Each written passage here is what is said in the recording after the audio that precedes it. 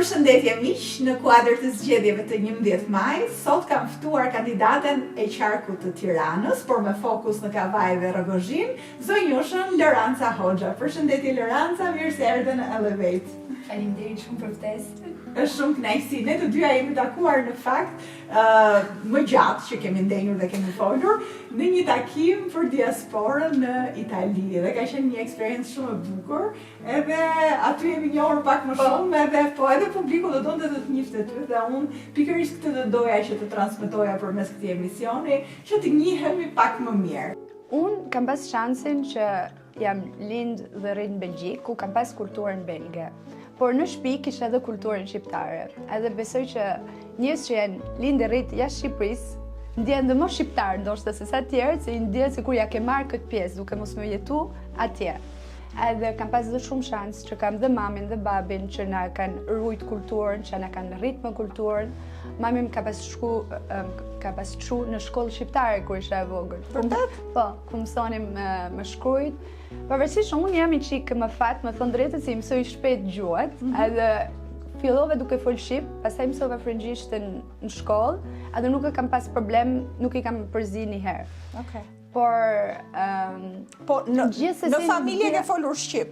Në shtëpi flisnim shqip, por ne u përgjigjem dhe shumë frëngjisht. Për nëse ne flisim frëngjisht, për shembull babi gjithmonë na u përgjigjte shqip. Po.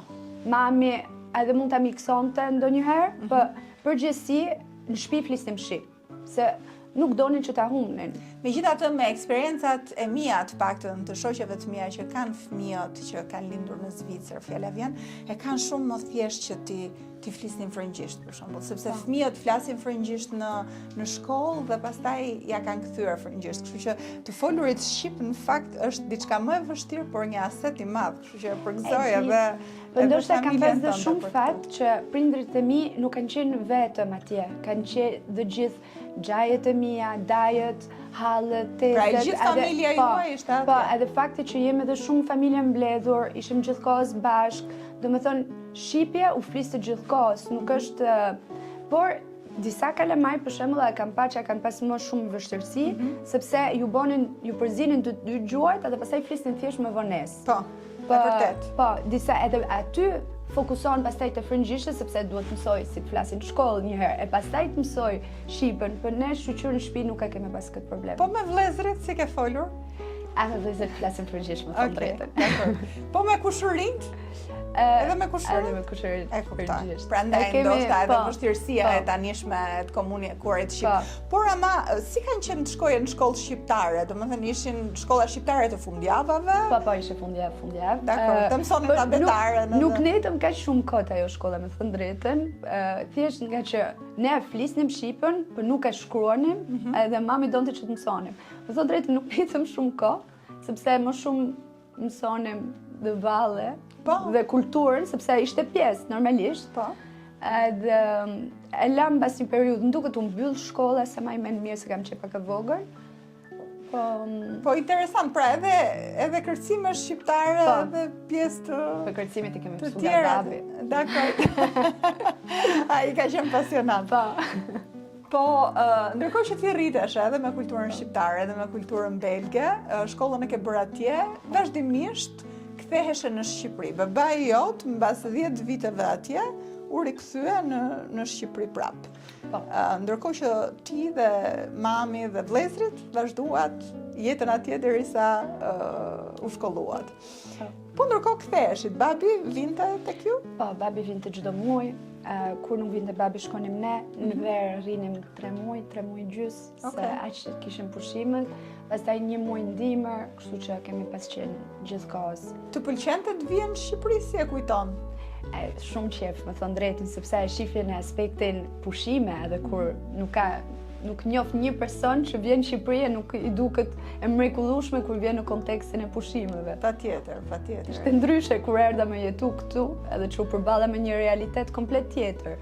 Por deri atëherë më dukte e mrekullueshme Shqipëria. Po. Dhe pastaj mbas gjimnazit zgjodhe që të studioje në Angli. Po, pse në Angli? Me thënë drejtën, kisha bë një kurs kur kam qenë pak më e vogël për të mësuar anglishtën. Edhe 2 muaj verë, domethënë kur mësova anglishtën Londër. edhe aty thash, okay, këtu është për mua. Okej. Edhe e kishte nda menjën që doje me jetu aty në fillim. Edhe nga që doje me jetu aty, thash do bëj universitetin vend tjetër e do t'i rikthehem Londrës kur tjetë për t'jetu. Bëj masterin e jetoj. Edhe bëra. Shkova, kam bëj një vit foundation year në Cambridge, ku aty zgjodha çfarë drejtim doje me marr. Studova për biznes ndërkombëtar në Sussex, në Brighton, që është pak, nuk është shumë larg, por është në breg detit, edhe ishte shumë eksperiencë e bukur, më thënë drejtën. E pastaj masterin e bona në Londër, ku gjithkohës e dija që do shkoja. Okej. Do më thënë ti ke qenë nga ato vajza që e ke ndërruar atë jetën në Londër, dhe pastaj kur erdhi momenti që ta jetosh, ishte përjetim shumë mirë. Ishte pak ndryshe, për gjithsesi shumë qef. Me thënë drejtën nga gjithë vendet ku kam jetu, Londra ka qenë vendi më funksional. Si ishte jetesa jote në Londër atëherë si studente? Atëherë si studente ishte çdo gjë shumë shtrenjtë, është shumë e madhe, shumë fare e madhe, por adaptohet, është e çuditshme se sa mësohet njeriu. Me anglishten u përshtatet shpejt, sepse nga frëngjisht janë anglisht ka një çik probleme. Me anglishten isha okay. Më shqipen duhet pësohem dhe pak. Për frëngjishtën me anglishten isha mirë. Edhe kam pas një grup shoqëri që kam mbajt dhe në Brighton, dhe në Londër, lëvizëm, le të themi, fillum duke pas drejtimin gjithë bashk, edhe nejtën bashk, edhe ishin gjithë italian, kështu që aty fitove dhe italishtën. Okej, dakord. E paske këtë përjetimin e gjuhëve. Po, edhe e mirë është që mund të flisje dhe frëngjisht ma kuptonin, kështu që... Po, eksperienca e Londrës si studente është ka ata sfidet e veta, se normalisht, si që thash, Londra shumë e madhe, është shumë shtrenjtë. Por e bukur është kur u ktheva në Shqipëri pas njëjtën gjëra, që më thonin Londra, për Tirana qeka të njëjtën gjë. Absolutisht, dhe në fakt do ta diskutojmë dhe jetesën në Tiranë, por para se të vim te Tirana, unë akoma desha të mbeteshim çik më shumë tek Anglia, ti zgjodhe që të studiosh për biznes dhe për marketing. Dhe patë edhe një eksperiencë pune në Angli. E mendoje që do e vazhdoje jetën aty, apo nuk e shikoje Anglin për ta vazhduar përgjithmonë? Me thënë drejtën, unë punoje për një kompani shumë të mirë në Angli, edhe puna ime vetëm për rrisja ishe shumë mirë, edhe akoma kam marrëdhënie edhe derë në hapur. Çfarë pune ishte? Kam qenë campaign manager për B2B marketing, do me thënë, ofronim lead generation për firme teknologjie. Kështu që le të themi është një firmë teknologji që ka një produkt të ri, don me jashit, për nuk jashet konsumatorëve, për jashet kompanive të tjerë. E kuptoj. Ti bëje marketingu në këtë rast? Po, është pak ndryshe, se lead generation është duhet gjenim kë duhet targetonim që t'i afronim si klient. Si klient. E kuptoj. Do me thënë, edhe okej, kjo ishte një pjesë, pastaj unë ishe shumë, se gjithmonë kam pas qef kontaktin me njerëz, edhe ishe client facing, do të thënë u merre shumë me klientët, edhe ka qenë eksperiencë shumë e bukur, edhe për urrisja, dhe çdo gjë ishte mirë, por si u nisa edhe u ktheva në Shqipëri, ka qenë një bisedë që kam pas me mësues, edhe kam pas shumë respekt për atë. Edhe akoma vazhdoj flas edhe për ndihmë edhe për më fushat, është shumë njeri i mirë. Edhe për më thonte, njeriu i zgjuar është i zgjuar vetëm kur e kupton që duhet kontribuoj për vendin e vet të parin. Absolutisht. Edhe më thënë drejtën më ngeli pak, sepse edhe si që thash, ne njerëz që jemi lindë e rritë jashtë, ndjejmë dhe më shumë këtë që wow, që po ndodh me shtetin tonë, dhe më thënë, du t'jem dhe unë, nuk du thjesht të them që po ndodh, për du t'jem pjesë e zgjidhjes. Po këtë dëshirë për të qenë pjesë e zgjidhjes, edhe për të kontribuar në Shqipëri dhe për të jetuar në Shqipëri, se që të kontribuosh në Shqipëri edhe duhet jetosh në Shqipëri. Kur e ke ndjerë? Sepse zakonisht kjo vjen pak më vonë, kur njeriu i kalon disa eksperienca, fillon edhe piqet, edhe ndjen që ndoshta edhe do t'japi më shumë. Edhe ty në fakt ka ardhur një fazë çik më të vonshme, sepse ti eksperiencën tënde në Londër ti e ke bërë, edhe pse dukesh e re, merresh me program rinie, mund ta them që tani je tek te 30-tat, kështu që e ke patur dhe atë eksperiencën e të jetuarit në Europë, dhe kur vendose pastaj, domethënë e zaurove në një farë mënyrë atë dëshirën e Europës që vendose të kthehesh në Shqipëri? Po siç thash, unë derën akoma të hapur.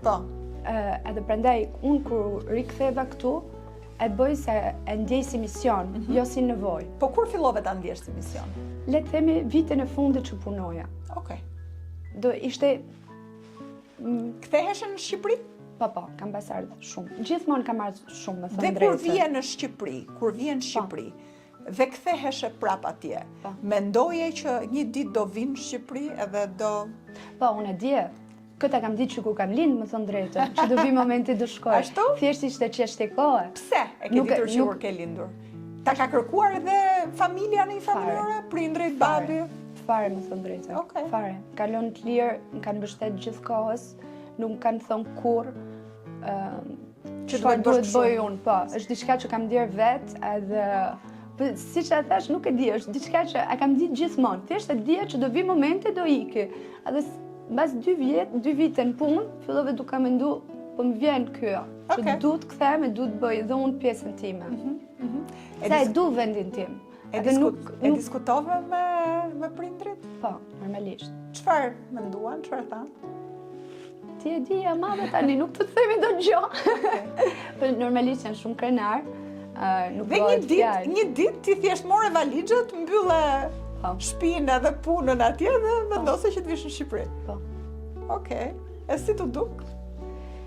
Siç thash, ishte shumë e çuditshme sepse kalova nga një fazë ku mendoja që Londra është shumë shtret, shumë e vështirë për të jetuar. Erdha në Shqipëri një njëjtën problem. Do me thënë, këtu s'ke transport publik, unë kisha një jetë që Përdorje me transport publik, aty, këtu s'ke. Edhe në Belgjik. Edhe në fillim, kur erdha s'kisha as patent, kështu që duhet të rregulloj edhe patente, se në Shqipëri po s'pate makinë nuk bë gjë, transporti nuk u përdoret, Po. nuk përdoret, është vërtet. literalisht E vërtet. i papërdorueshme. Edhe qerat stratosferë, po. Sepse kur u riktheva në fakt ishte te shtëpia prindrëve të mi. Unë kisha që 17 vjeçë që jetoja vetëm. Edhe pavarësisht që i kam prindrit shumë të mirë edhe shumë të lirë edhe nuk ka problem, thjesht jam dhe më e madhe, kisha nevojë për të pas vendin tim dhe pastaj mora. Sa kohë ndenjet e prindrit? Po kam lënë ja 6 muaj po. Okej. Ndoshta më shumë, 1 vit. Megjithatë, unë e konfirmoj këtë sepse vetë kam jetuar vetëm prej shumë vitesh që 18 vjeç rastim dhe po, kisha të vështirë që të jetoja me prindrit prapë. Konfirmoj. Dhe pastaj Ka dhe avantazhet e veta, po. More një shtëpi më vete pastaj po. dhe në qoftë se bën këtë krahasimin mes jetesës së Tiranës dhe Londrës, ka shumë ndryshim për ty përveç faktit që jeta është e shtrenjtë edhe në Tiranë, ashtu siç nuk e kisha menduar? Ka ndonjë gjë tjetër që ndryshon? Okej, ishte shumë ndryshe për mua jetesa në Angli, sepse në Angli ishem rrethi im, nuk ishte familja ime, ishte shoqëria ime që ishte bërë familje për mua. Edhe deri diku secili nga ne kishim vetëm njëri tjetrin, është pak komuniteti më i mbledhur. Kurse këtu në Shqipëri, kur erdha në fillim, nuk e kisha këtë bazë, nuk kisha përveç familjes time, si që thash, se pastaj fisin time kisha në Belgjika dhe kisha çdo gjë për të ndërtu nga e para. Plus u përballa pak me ndryshimin e mentalitetit. Duhet theksuar që nuk është se ti thjesht erdhe dhe u more me marrjen e një shtëpie dhe marrjen e patentës, por hape edhe një biznes këtu. Ke një biznes tëndin që ka të bëjë me modën. E ke dashur këtë gjë dhe sigurisht edhe aftësitë e tua dhe shkollimi yt marketing ndihmojnë, besoj. Po se e kam dash gjithmonë me thënë drejtën, edhe po e shijoj shumë. Ka qenë sepse siç thash doje më u rikthy për dhënë kontributin tim, duke hap sipërmarrjen time, duke angazhuar njerëz, duke punuar me njerëz, ishte fillimi i kontributit tim për vendin tim. Edhe pastaj erdhi natyrshëm dhe angazhimi im në politikë. Angazhimi në politikë. Po gjithsesi, babai jot ka qenë në politikë i përfshirë prej shumë vitesh dhe unë nuk e di a keni bërë biseda politike. Jam rrit me politikë. Do me thonë, ka qenë bisedë tavoline që kur kam lindur, më thënë drejtën. Edhe unë personalisht kam pas shumë interes edhe që e vogël e kam pas pyet për çfarë po ndodhe, si po shkon. A fliste me ty? Ndante gjëra politike me ty? Po, gjithmonë. E kemi pas këtë marrëdhënie Okej. Që të ri. Kështu që erdhi natyrshëm përfshirja jote, kur ti vendose që të përfshihesh, ai t'hapi derën në një farë mënyrë. Okej. Dhe mbasi hape biznesin, mendove që t'angazhoheshe dhe je përfshirë tek fushata e Belindit. Si ka qenë fushata e Belindit dhe ai përjetim? Ka qenë një eksperiencë fantastike, me thënë drejtën. Unë nuk ishe përballë kurrë me një fushat intensive, terreni, sepse gjithmonë e kam përjetuar nga jashtë, nga diaspora. Këtu isha në terren, isha me njerëz, ishte adrenalina shumë e bukur.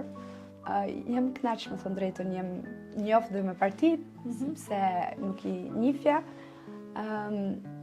Edhe kam mësu shumë nga struktura, nga organizimi fushatës, nga strategji fushate.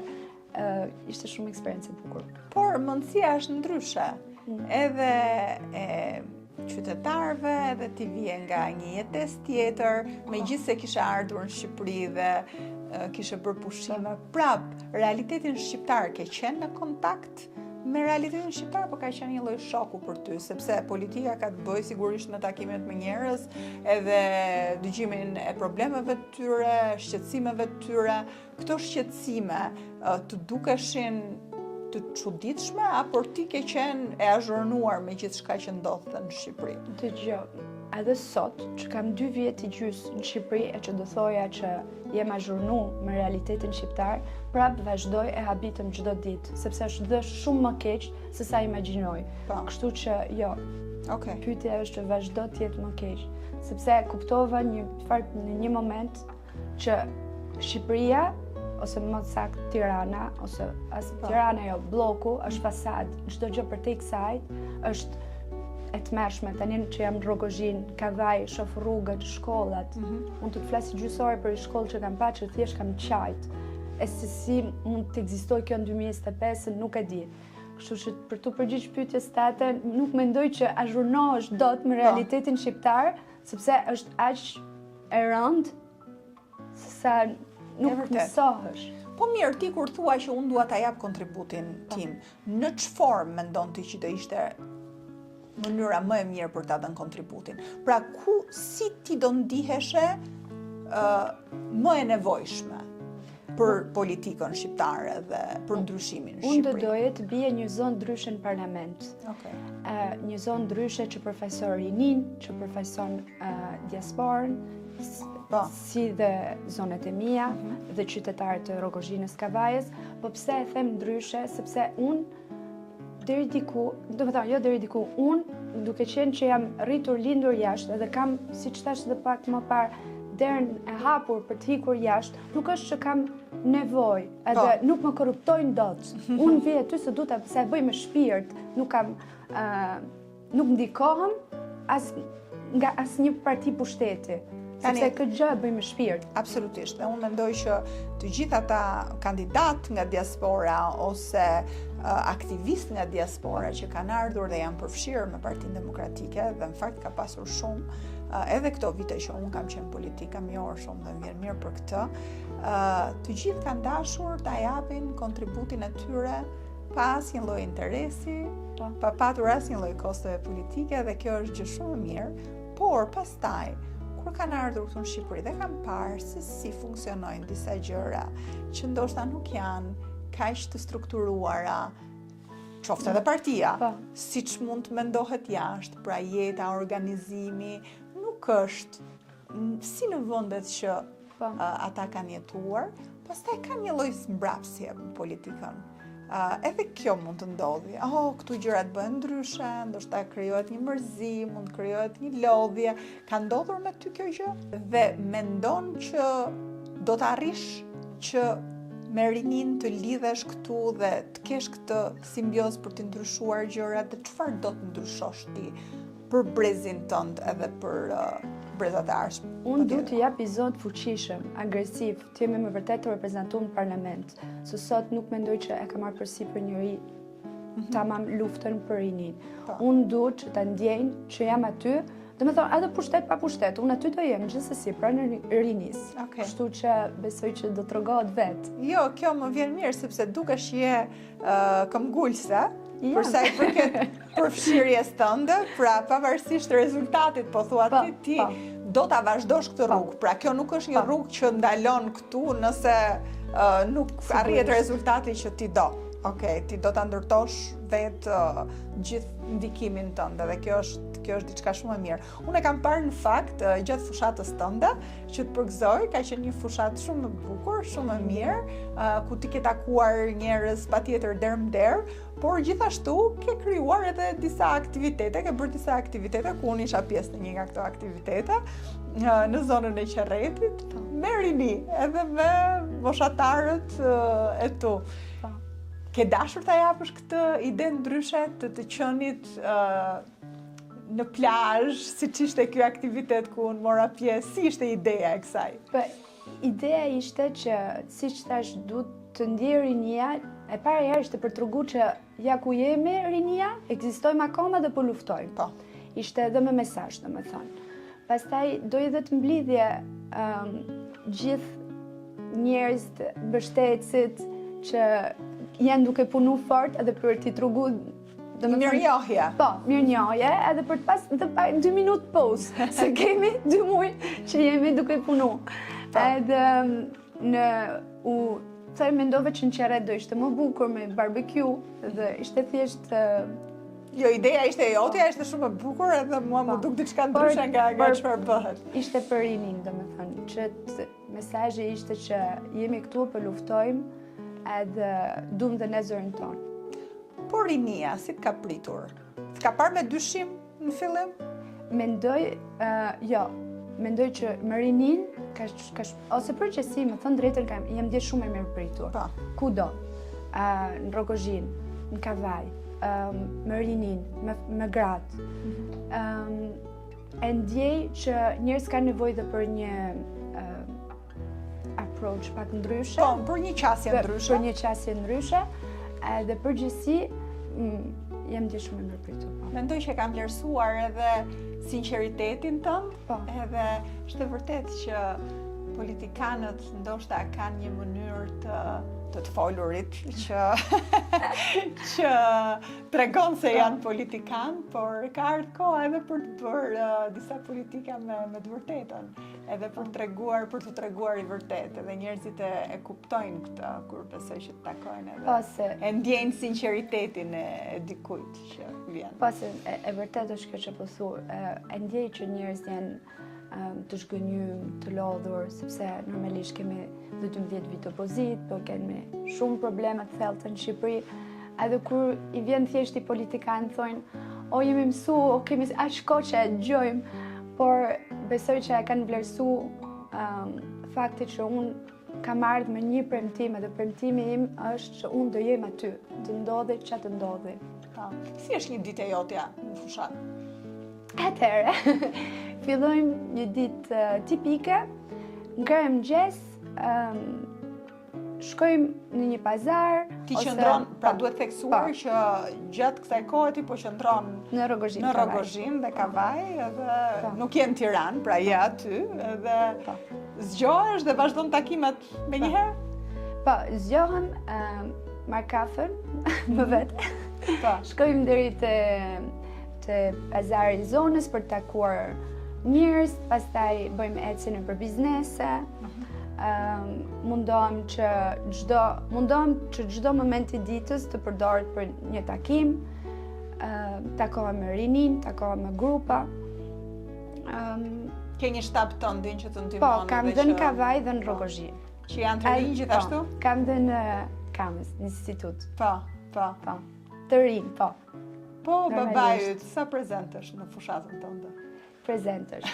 Më ndihmon shumë edhe jam shumë mirënjohëse që e kam mbështetje edhe kompletohemi mirë sepse kam një approach të re. Po, pra i ka një mënyrë tjetër, ti ke një mënyrë tjetër. Po duan të dyja, se nuk është çështje të vjetër kundrejt të rit, duhet thjesht politika të reja.